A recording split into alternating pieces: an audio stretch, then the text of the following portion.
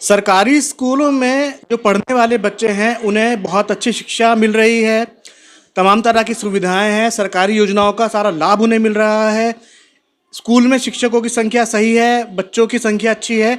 इस तरह के दावे जो हैं बीएसए विभाग द्वारा समय समय पर किए जाते हैं, लेकिन हम इस समय मौजूद हैं मेरठ के इचौली क्षेत्र में पढ़ने वाले साधारणपुर उच्च प्राथमिक विद्यालय में, जहां पर 200 से ज़्यादा बच्चे हैं और महज 2 शिक्षक इस समय मौजूद हैं। हालांकि यहां 13 शिक्षकों की नियुक्ति है, लेकिन 8 शिक्षक जो हैं वो बीएलओ ड्यूटी पर लगे हुए हैं। बाकी के जो 3 शिक्षक हैं उनमें से 2 शिक्षक या मौके पर हैं और बाकी छुट्टी पर हैं। इस समय हमारे साथ मौजूद है स्कूल के ही एक अध्यापक, उनसे बात करने की कोशिश करते हैं कि इतनी बड़ी संख्या में जो बच्चे यहाँ पर आ रहे हैं और महज 2 शिक्षक यहाँ पढ़ा रहे हैं, किस तरह से इसको मैनेज कर रहे हैं। सर, क्या नाम है आपका? जी, मेरा नाम मनोज कुमार। मनोज जी, स्कूल में कुल कितने बच्चे हैं आपके यहाँ पे जी 208 बच्चे हैं। ये कंपोजिट विद्यालय है, 208 बच्चे इस समय हैं। अच्छा सर, कितने शिक्षकों की नियुक्ति है यहाँ पे? यहाँ पे 9 शिक्षक, 2 शिक्षा मित्र और 2 अनुदेशकों की नियुक्ति है। हम देख रहे हैं स्कूल में सिर्फ 2 शिक्षक मौजूद हैं, क्या वजह है? विशेष अभियान है, जो पुनरीक्षण विशेष अभियान विधानसभा का है, तो 8 शिक्षकों की ड्यूटी उसमें लगी हुई है और 2 अध्यापक छुट्टी पे हैं और 1 अध्यापक की अन्य स्कूल में नियुक्ति हुई है। तो किस तरह से मैनेज कर पा रहे हैं? 208 बच्चों को पढ़ाने की जिम्मेदारी कैसे निभा पा रहे हैं? ये तो बच्चों के सहयोग से ही, जो मॉनिटर व्यवस्था है उसी के अनुसार हम बच्चों के साथ ही सहयोग से सभी क्लासों को पढ़ाया जा रहा है।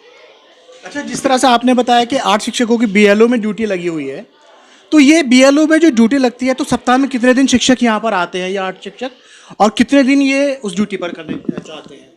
सर, विभाग से 3 दिन का बताया हुआ है कि 3 दिन विद्यालय रहेंगे, 3 दिन बीएलओ कार्य करेंगे। तो वो उनके अलग अलग दिन बांटे हुए हैं, 3-3 दिन अपना वो कार्य करते हैं, 3-3 दिन विद्यालय आते हैं। तो एक सप्ताह में 3 दिन वो लोग यहाँ पढ़ाने आते हैं, तो जो 3 दिन पढ़ाने वो नहीं आ पाते यहाँ पर और बाकी 3 दिन आते हैं, तो जिस समय वो यहाँ मौके पर नहीं होते तो बच्चों को शिक्षा तब भी ऐसी मिलती है, क्या तो हो पाता है? नहीं, यहाँ पे क्लासें 8 हैं, शिक्षक 13 हैं।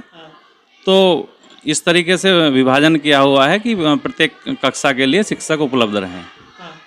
तो उसी हिसाब से वो कार्य करते हैं, तो सब बच्चों को शिक्षा मिलती रहती है। लेकिन 3 दिन जैसे सप्ताह में नहीं आते तब कैसे? 3 दिन के लिए सब एक साथ नहीं जाते, सब आते, सबका अलग अलग टाइम टेबल बनाया हुआ है। कुछ बीएलओ इन दिनों कार्य करेंगे, कुछ दूसरे दिन कार्य करेंगे। तो इस स्थिति में 8 शिक्षक यहाँ पे बने रहते हैं, तो कक्षा शिक्षण कार्य सुचारू रूप से चलता रहता है। आपको समस्या तो नहीं हो रही है? नहीं, कोई समस्या नहीं है। तो ये थे स्कूल में पढ़ाने वाले एक शिक्षक, जिन्होंने हमें बताया कि 8 शिक्षक बीएलओ ड्यूटी पर हैं। विशेष अभियान चल रहा है जिस वजह से महज 2 शिक्षक इस समय स्कूल में मौजूद हैं। हालांकि जो मॉनिटरिंग व्यवस्था है उसको लेकर ये दावे कर रहे हैं कि शिक्षा सुचारू रूप से चल रही है, लेकिन यहाँ के हालात देखकर नहीं लगता कि बच्चों को शिक्षा मिल पा रही है और उनका जो पढ़ाई का जो सत्र है या जो भी शिक्षण कार्य है वो सुचारू रूप से चल रहा है। अब देखना होगा कि ये स्थिति यहाँ कब तक बनी रहती है और क्या आने वाले समय में इस तरह के हालातों से निपटने के लिए बीएसए विभाग कोई सुचारू कदम उठा पाएगा। कैमरामैन किशन सूदन के साथ प्रेम शंकर, जनवाणी न्यूज़, मेरठ।